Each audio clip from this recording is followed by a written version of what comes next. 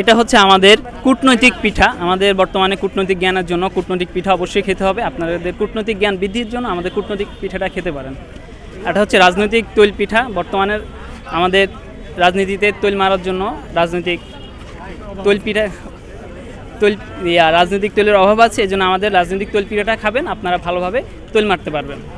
এই জন্য আমাদের এটা তৈল পিঠা রাখার কারণ। তারপর রাখা হয়েছে আমাদের রাঘব বোয়াল। রাজনীতিতে আপনারা দেখবেন রাঘব বোয়ালগুলো রাখা হয়েছে জন্য রাঘব বোয়াল দেখতে যতটা বড় দেখা যায় ওরা আসলে সমাজে ছোট আকারে বসবাস করে। এই জন্য আমাদের পিঠাগুলো সাইজ ছোট, কিন্তু ওদের নাম রাখা হয়েছে রাঘব বোয়াল।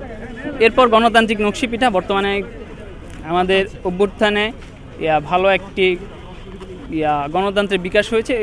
ওই ফলশ্রুতিতে সামনের গণতন্ত্রের বিকাশে আমরা গণতান্ত্রিক নকশি পিঠাটার নামকরণ করেছি। যেহেতু রাষ্ট্রবিজ্ঞান বিভাগে রাজনীতির চর্চা হয়, আমরা একদিকে যেমন পিঠা খাচ্ছি, আমরা চাই সে